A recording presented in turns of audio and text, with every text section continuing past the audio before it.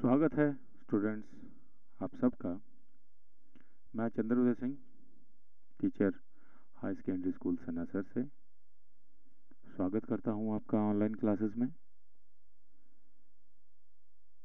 आज मैं आपके लिए लेकर आया हूं हिंदी कक्षा 10 अध्याय 6, जिसका शीर्षक है कैकई का अनुताप। ये कविता या गीत मैथिली शरण गुप्त ने लिखा है। हमारा उद्देश्य ये रहेगा कि हर विद्यार्थी कविता कैकई का अनुताप की व्याख्या सरलता से कर पाए, लिख पाए। इसके लिए हमें जो जो सामग्री चाहिए वो यही है: रफ नोटबुक, पेन या पेंसिल जो भी आपके पास हो, और आपकी पाठ्य पुस्तक। उसके लिए आपको फिर से 15 सेकंड दिए जाते हैं, तो आप अपना सामान लेकर आ जाएं। तो उसके बाद हम अपना वीडियो शुरू करेंगे। ये कैकई का अनुताप जो मैथिली शरण गुप्त ने लिखा है, इस पर जाने से पहले मैं आपसे ये रिक्वेस्ट करूंगा, आपसे प्रार्थना करूंगा कि आपने अगर अभी तक मेरा YouTube चैनल लाइक या सब्सक्राइब नहीं किया है तो आप इसे लाइक और सब्सक्राइब कर लें और बेल आइकन को दबाएं, ताकि हर नोटिफिकेशन आपको सबसे पहले मिले और आपका कोई भी लेसन मिस ना हो, छूटे ना।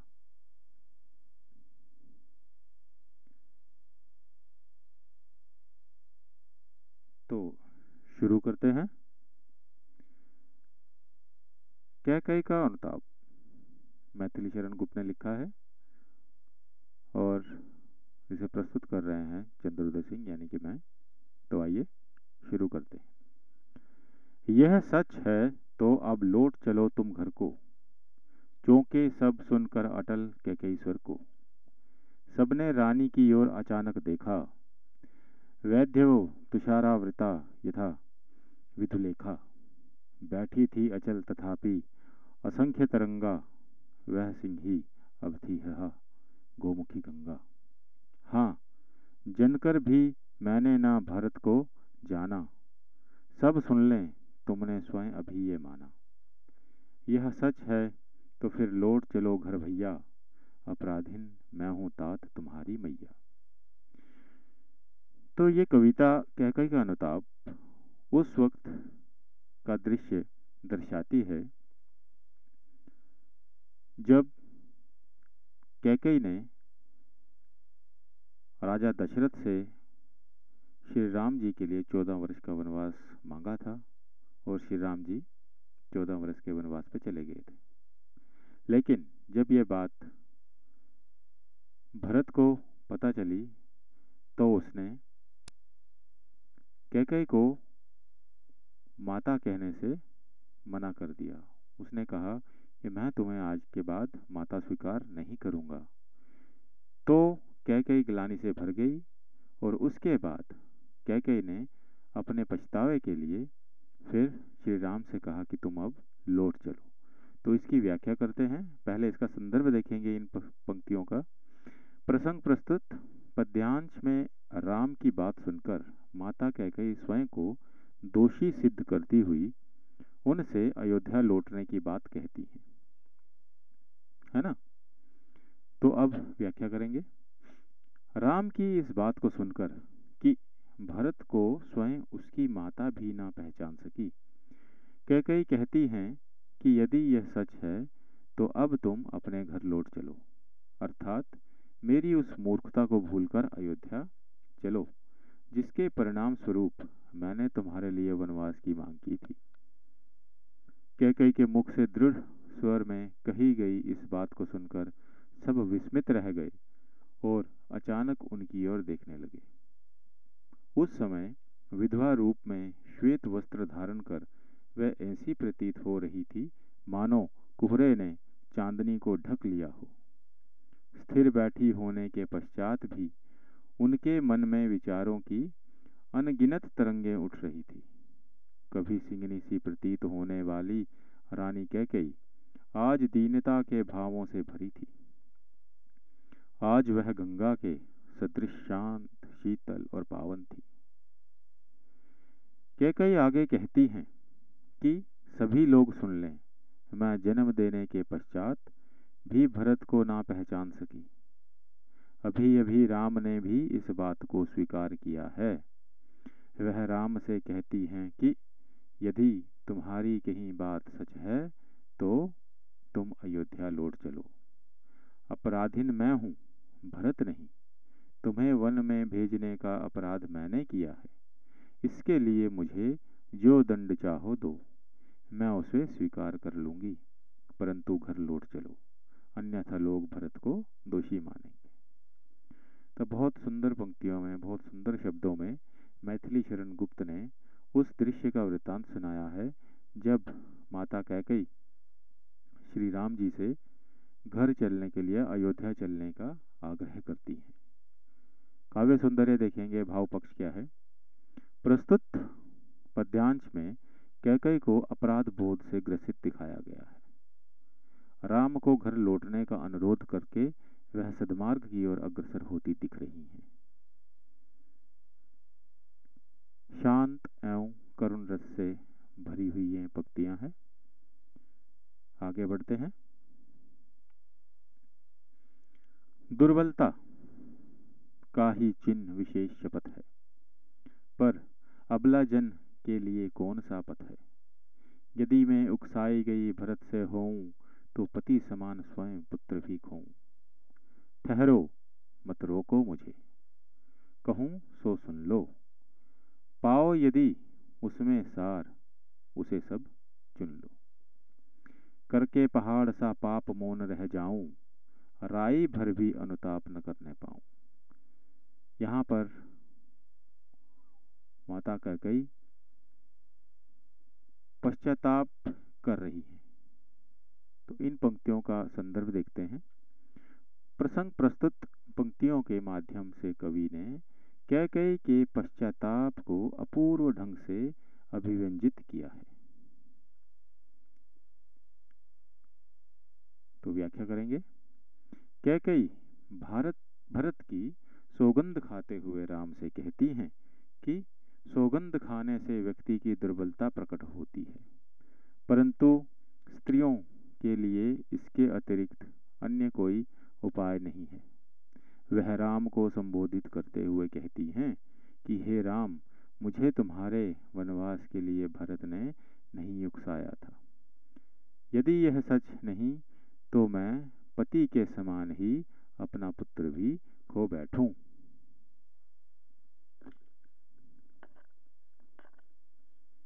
मुझे ये कहने से कोई न रोके, मैं जो कह रही हूँ सभी सुन लें। यदि मेरे कथनों में कोई यथार्थ बात हो तो उसे ग्रहण कर लें।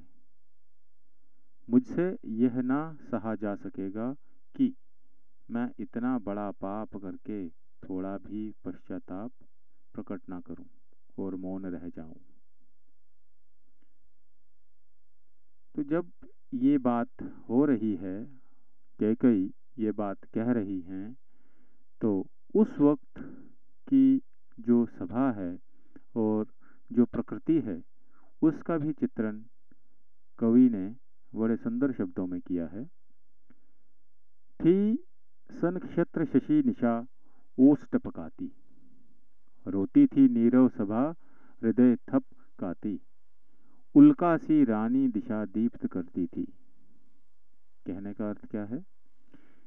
कैकेयी ये सब कहने के दौरान तारों से भरी चांदनी रात ओस के रूप में अश्रु जल बरसा रही थी और नीचे मौन सभा हृदय को थपथपाते हुए रुदन कर रही थी। यहाँ कहने का तात्पर्य यह है कि कैकेयी के हृदय परिवर्तन और उनके पश्चाताप को देख सभा में उपस्थित सभी लोगों की संवेदना उनके साथ थी, मानो सभासद सहित प्रकृति ने भी उन्हें उनके अपराध के लिए क्षमा कर दिया हो। रानी कैकेयी, जिसने अपनी अनुचित मांग से पूरे अयोध्या और वहां के निवासियों का जीवन अस्त व्यस्त कर दिया था आज पश्चाताप की अग्नि में जलकर चारों ओर सद्भाव की किरणें बिखेर रही थी। उनके इस नए रूप के परिणामतः वहां उपस्थित लोगों में एक साथ भय, आश्चर्य और शोक के भाव उमड़ रहे थे।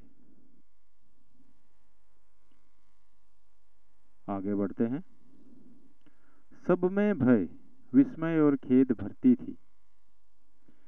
क्या कर सकती थी मरी मंथरा दासी, मेरा ही मन रह सका ना निज विश्वासी। जल पंजरगत अरे अधीर अभागे, वे ज्वलित भाव थे स्वयं तुझी में जागे। पर था केवल क्या ज्वलित भाव ही मन में, क्या शेष बचा था कुछ ना और इस जन्म में। कुछ मूल्य नहीं वात्सल्य मात्र क्या तेरा, पर आज अन्य सा हुआ वत्स भी मेरा। थूके मुझ पर त्रिलोक भले ही थूके, जो कोई जो कह सके कहे क्यों चूके। छीने ना मात्र पद किंतु भरत का मुझसे, हे राम दुहाई करूं और क्या तुझसे। यहाँ पर राम को वनवास भेजने के लिए संदर्भ देखते हैं कि कैकेयी माता क्या कह रही है। प्रसंग प्रस्तुत पद्यांश में कैकेयी राम को वनवास भेजने के लिए स्वयं को दोषी ठहराते हुए पश्चाताप कर रही हैं। व्याख्या देखते हैं। कैकेयी मंथरा को निर्दोष बताते हुए कहती हैं कि मंथरा तो साधारण सी दासी है, वह भला मेरे मन को कैसे बदल सकती। सच तो यह है कि स्वयं मेरा मन ही अविश्वासी हो गया था। अपने मन को अधीर और अभागा मान कैकेयी अपने अंतर मन को कहती हैं कि मेरे शरीर में स्थित हे मन, ईर्ष्या द्वेष से परिपूर्ण वे ज्वलंत भाव स्वयं तुझमें ही जागे थे। तत्पश्चात वह अगले ही क्षण सभा को संबोधित करते हुए प्रश्न पूछती हैं कि क्या मेरे मन में केवल आग लगाने वाले भाव ही थे, क्या मुझमें और कुछ भी शेष न था। क्या मेरे मन में वात्सल्य भाव अर्थात पुत्र स्नेह या कुछ भी मूल्य नहीं। किंतु हाय, आज स्वयं मेरा पुत्र ही मुझसे पराये की तरह व्यवहार करता है।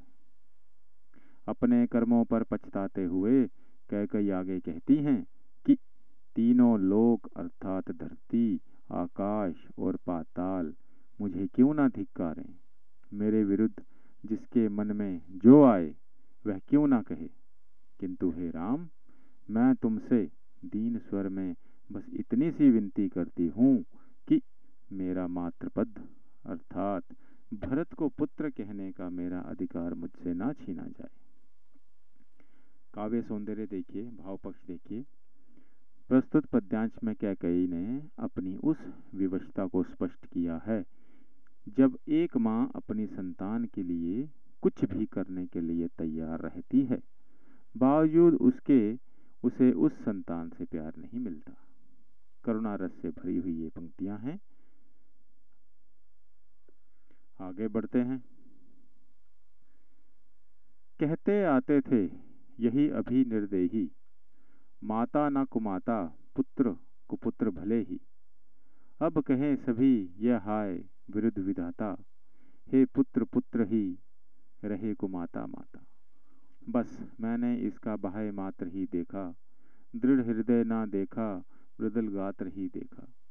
परमार्थ ना देखा, पूर्ण स्वार्थ ही साधा। इस कारण ही तो हाय आज ये बाधा।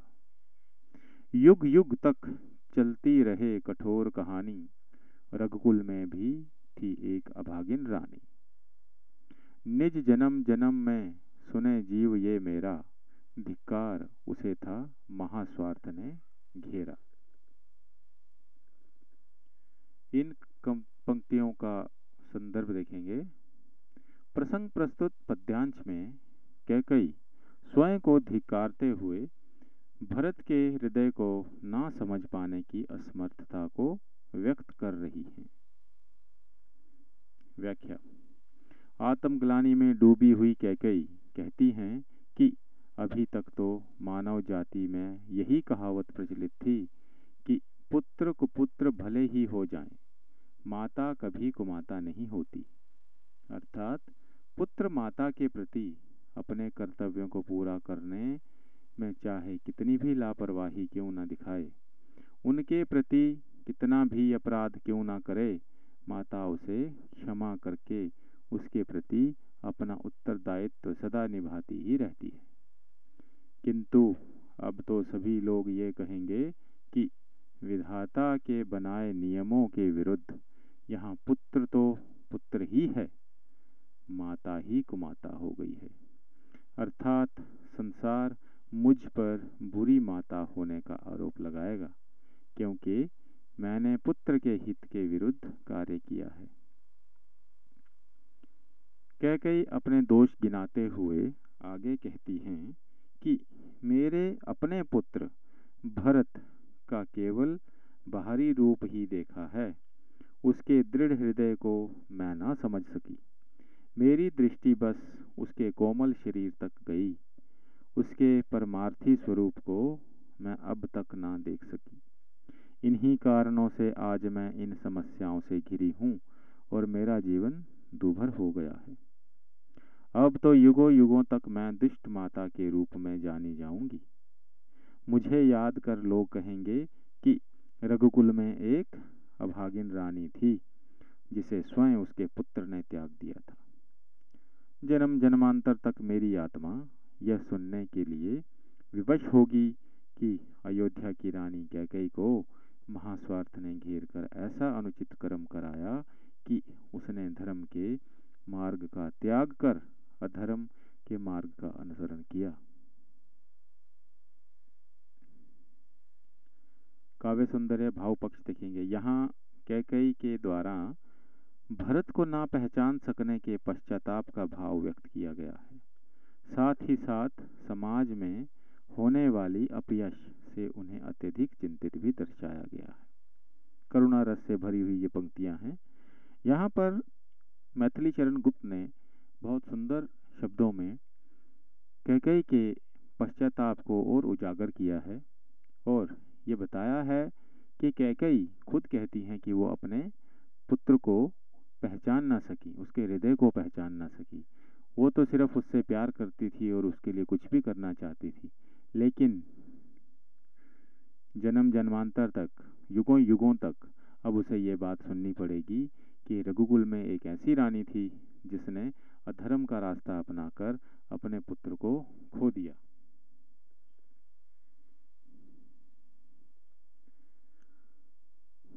सौ बार धन्य वह एक लाल की माई, जिस जननी ने है जना भरत सा भाई। पागल सी प्रभु के साथ सभा चिल्लाई, 100 बार धन्य वह एक लाल की माई। जब कैकेयी प्रायश्चित कर रही थी और श्री राम से कह रही थी वापस जाने के लिए, अयोध्या जाने के लिए, तो श्री राम कहते हैं कि जो माता भरत को जनने वाली है, जिसने भरत जैसा भाई जना है, वो महान है। और उसके साथ साथ में सभा भी चिल्लाने लगती है। तो आइए देखते हैं संदर्भ क्या है। प्रसंग यहाँ कैकेयी द्वारा पश्चाताप व्यक्त करने पर राम सहित उपस्थित सभाजनों ने उन्हें भरत जैसे पुत्र की माता होने पर धन्य कहा है। व्याख्या देखेंगे। कैकेयी पश्चाताप व्यक्त करते हुए कह रही हैं कि अब तो कैकेयी की इन बातों को सुनकर राम सहित सभासदों ने एक स्वर में कहा कि भरत जैसे महान पुत्र रत्न को जन्म देने वाली माता 100 बार धन्य है। अतः यहाँ सभी लोगों द्वारा एक मत से कैकेयी को निर्दोष कहा जा रहा है। सभासदों की बात को सुनकर कैकेयी ने प्रतिक्रिया व्यक्त करते हुए उनकी बात दोहराई और कहा कि हाँ, मैं उसी पुत्र की अभागिन माता हूँ जिसे बार मैंने खो दिया है। वह पुत्र भी अब मेरा नहीं रहा, उसने मुझे माता मानने से इनकार कर दिया है। मैंने हर प्रकार से अपयश ही कमाया है और स्वयं को कलंकित भी कर लिया है। काव्य सौंदर्य भाव पक्ष प्रस्तुत पद्यांश में एक ओर कैकेयी के द्वारा स्वयं को धिक्कारने तो दूसरी ओर राम सहित सभासदों द्वारा उनका गुणगान करने के भाव दर्शाए गए हैं। करुणा रस से भरी हुई ये पंक्तियां हमें इस कविता के अंत तक पहुंचा देती हैं। और इसके बाद अगर आप ये वीडियो देखना चाहते हैं तो हमारे ये मेरा ब्लॉग है, यहाँ से यूट्यूब पर भी आप मेरे चैनल को फॉलो और सब्सक्राइब कर सकते हैं। और अगर कोई इसमें गलती हो तो आप मुझे कमेंट सेक्शन में ज़रूर मेंशन करें, ताकि मैं आने वाले और वीडियोस में जो गलतियां होती हैं उनको सुधार सकूं। तो आज के लिए इतना ही। कल फिर से मिलेंगे नए वीडियो के साथ, नए लेसन के साथ। तब तक के लिए धन्यवाद।